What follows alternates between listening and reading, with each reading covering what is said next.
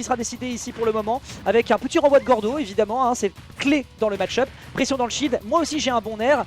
Il va être assez attentif au niveau de certaines interactions. N'oublie pas également qu'il y a un 10 juin qui pourrait être dramatique pour un Rondoudou qui n'est pas prêt à certaines interactions.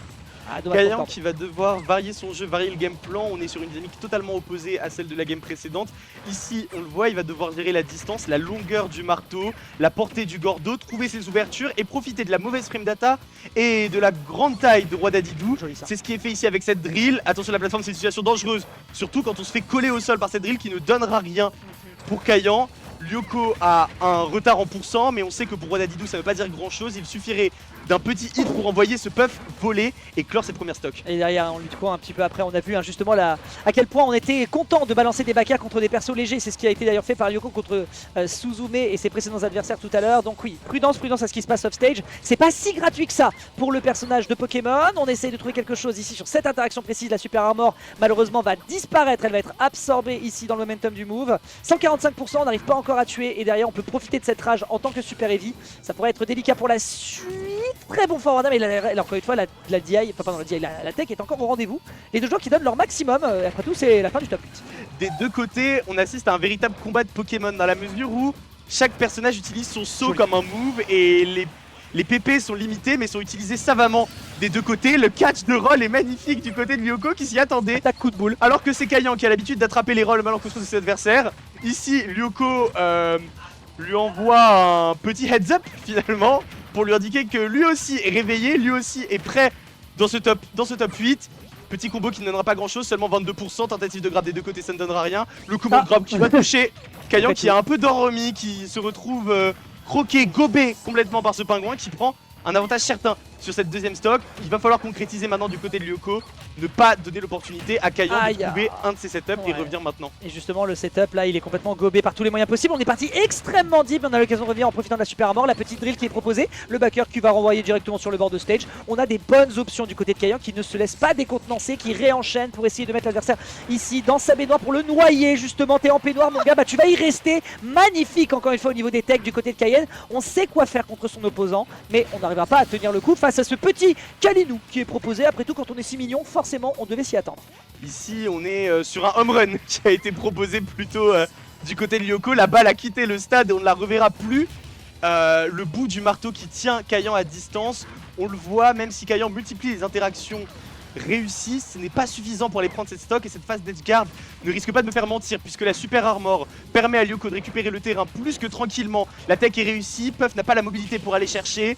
Beau grab trouvé, est-ce que cette session d'edgeguard sera la bonne du côté de Kayan? On l'espère, on l'appelle de ses voeux, mais l'armure à chaque fois, sauf Lyoko, il a la plot armor, la Super Armor, toutes les armures dans son château et il ne compte pas se laisser prendre de sitôt par Kayan qui se donne dans ce grab. Attention, on va chercher Puff du bout du marteau, ce ne sera pas suffisant. 196%, c'est trouvé. Et Kayan réussit à clore cette stock. Mais tant d'efforts sont à faire pour rattraper son retard dans cette game. Ouais, ça fait 50%, on est déjà à kill percentage. Oh, on aura l'occasion de balancer la drill contre la drill, mais ce sera la vrille du Rondoudou qui réussira à creuser un tout petit début de rattrapage d'écart. Mais 90 à 94, l'état est compliqué, on gagne contre le shield en aspirant l'adversaire. Et derrière, si on a la bonté de foncer dans cette attaque coup de boule, forcément derrière la paralysie sera totale et on partira sur une game numéro 2 avec déjà pour l'instant un avantage de la part de l'ancien joueur Orbital Shift, désormais LDV. Bravo.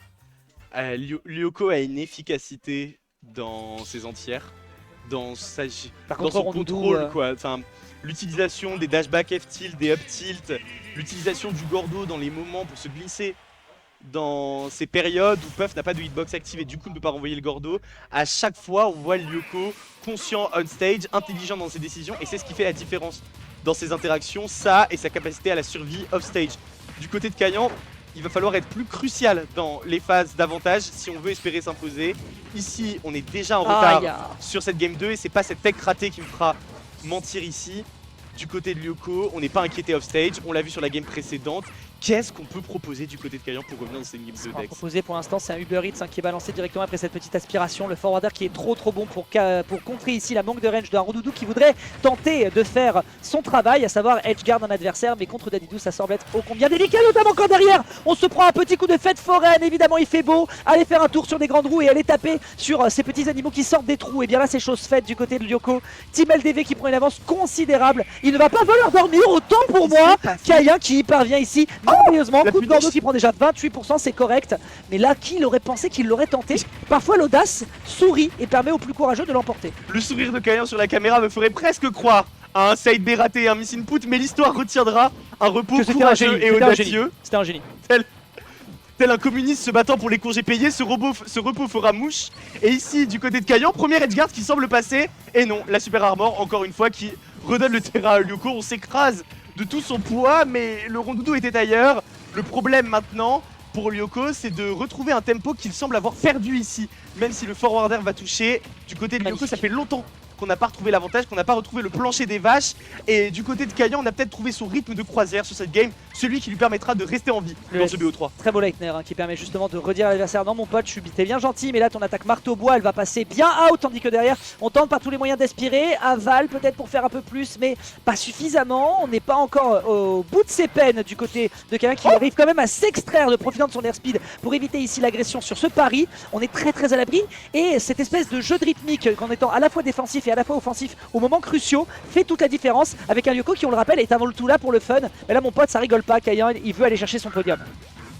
C'est tellement compliqué, mais du Comment côté de Kayan, il y a une intelligence dans le jeu défensif depuis tout à l'heure. On l'a vu ici, cet air dodge qui permet de passer. Encore une fois, une air dodge et puis une roll pour se replacer dans un endroit propice. On sait que Dadidou n'a pas la mobilité pour aller chercher en bout de terrain, mais c'est peut-être la première erreur défensive qu'on voit depuis un long moment du côté de Kayan. Cette tech ratée qui le force à utiliser la rollout, qui finalement se retrouve être plutôt à son avantage, puisqu'elle permet de récupérer le terrain, de mettre Dadidou, d'augmenter les pourcents, de mettre en situation des IGAT, de le mettre à portée de ce back air qui clôt la stock. Kayan qui prend un lead pour la première fois, je pense, depuis le début de ce set dans une game. Ici, du côté de Lyoko, le kill va devoir être trouvé, mais il n'est pas évident à trouver parce que du côté de Dadidou, on n'a pas forcément la vitesse nécessaire pour trouver les coups qui ont de l'impact. Back air into up tilt, hein, évidemment. Si vous pensiez qu'il n'y avait que Fox qui y avait, bah vous inquiétez pas, vous avez aussi un énorme Sumotori pingouin avec son plaidoir qui arrive également à le récupérer pour surprendre l'adversaire. Et ça fonctionne du feu de Dieu. 50% qui sont déjà récupérés, mais on sait qu'il y a beaucoup d'efforts à faire par rapport à un Dadidou qui se prend back air sur back air, enchaîné derrière avec un petit jeu de profondeur. On a l'occasion de revenir sur cette B, mais à quel prix? 106%, la note terriblement salée pour le roi pingouin qui va pour le moment le payer de sa chair. Et ça continue avec justement ici une tentative d'avantage qui est immédiatement récupérée côté Lyoko, mais on s'en fout. Reprise d'avantage, voltige, c'est exactement ce qu'on nous propose du côté du Minute Cayenne, ce force smash qui ne fait pas encore mouche. Quelle pression dans l'ON. Les jumps de Kayan qui sont tous utilisés à bon escient, tous mettre la pression. Attends. Lyoko trouve encore la sortie et pour la première fois il le sort. Sa surprise de la hotte du Père Noël, le marteau pour punir les peuples qui n'auraient pas été sages. Et ici Kayan, on le voit, c'est un scélérat, un vaurien. Et ce voyou réussira à clore cette deuxième game à l'aide d'un back air après une confrontation acharnée. Waouh. C'est vraiment une bagarre de bar top 8. J'aime trop. La taverne est à feu et à sang. J'adore. Mais à ce petit jeu, c'est Kayan qui repart avec la caisse. Pour le moment, parce que c'est bien gentil de partir avec la caisse, mais il faut réussir à franchir l'entrée du bar. Et pour l'instant, on a un Lyoko qui débarque et qui le chope, tel Superman qui est en train d'attraper. Non, c'est pas Superman, c'est Superman qui se fait attraper par. Comment s'appelle-t-il? Doomsday. Je crois que c'est Doomsday qui l'attrape. Je vois. Me semble-t-il. Donc voilà, donc là on est clairement sur ce format-là entre les deux joueurs. C'est bien gentil, mais voilà, qui va prendre la mise pour aller en direction du podium? C'est difficile à déterminer parce que on a d'un côté, eh bien, Lyoko qui trouve des bonnes options, on l'a vu, back air up tilt, qui l'aurait pensé, et de l'autre côté, ça schmouffe si bien côté Cayenne, il faudra quand même lui donner ce crédit, même s'il se retrouve à la 4ème position. On profite tellement bien de la grande taille de Dadidou pour ouvrir ses combos déjà 40%. On se fait gober mais on réussit à revenir tranquillement. Non, Lyoko n'est pas de cet avis et il réussit à l'envoyer un peu plus en avantage. Mais du coup, les cheveux de Puff qui clippent le Dadidou. Et là, du côté de Lyoko, on se précipite, on donne tout ce qu'on a. On veut combler ce retard au plus vite. Le fastball était dangereux, on a frôlé cette blast zone, on l'a senti du bout de la pantoufle. Ici du côté de Kayan, déjà une stock entière d'avance. Qu'est-ce que c'est compliqué, ce repos aura été crucial, il aura été décisif sur cette game précédente. Et encore une fois, on est en speedrun Pokémon rouge. Il a déjà le badge et il va prendre le 3ème. Aïe, impressionnant. Le Pokémon est capturé dans les mailles du fil, il ne peut pas sortir. Ok, on rate la punish. Ok, bon, ça va tuer évidemment. Voilà, on va quand même prendre le kill. Avec un Eden qui a décidé qu'il était du côté de Kayan. Heureusement qu'il n'est pas au commentary. On rappelle que c'est l'impartialité qui prend tout son sens quand on prend le micro. Mais là, pour l'instant, avec un Lyoko qui a un retard colossal à chercher. Une petite tentative encore une fois sur ce side B en enchaînant derrière avec un late fair qui aurait pu amener encore une fois un rest, mais pas assez pour cent. Donc on reprend le temps d'aller chercher une autre ouverture parce que pour l'instant, il faut quand même le dire, on ouvre le battant droit, on ouvre le battant gauche. Et pour Kayan, c'est vraiment tout droit. Sauf si on se fait tout derrière. Par encore l'option d'enlever de l'adversaire. Qu'est-ce que c'est que cette game? mais j'ai l'impression que du côté de Cayenne, on a tout donné sur ces 2 premières stocks, et là on le voit un peu éteint, on le voit un peu en difficulté. Il est crevé, Un peu tel la surpris boucle. il ne s'attendait pas à ce que Lyoko se débatte encore, il pensait que l'affaire était dans le sac, mais pas du tout. Lyoko a encore de la ressource, il a encore de l'énergie à revendre, encore un peu quelques velléités malfaisantes dans ces losers semis. La drill sera évitée du côté de Lyoko. Oui, on a du retard, mais on a l'ascendant, on a le momentum, on a l'ascendant psychologique qui s'avait trouvé sur ce Laptil qui ne sera pas concrétisé. Le backer qui va toucher. Cayenne dans une position compliquée, la dash attack complètement whiff. Qu'est-ce qui se passe des deux côtés? On le voit, les joueurs sont un peu à bout. Magnifique. On va se glisser, mais ça ne sera pas suffisant. Pas suffisant, il va falloir aller chercher du côté de Cayenne.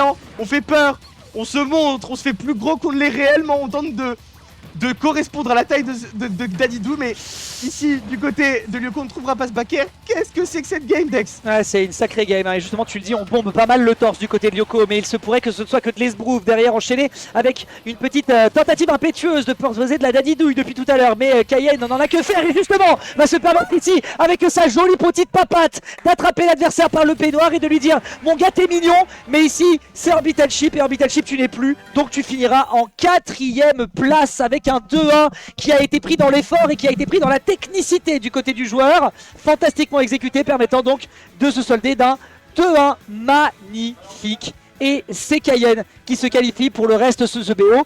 Et voici déjà Donut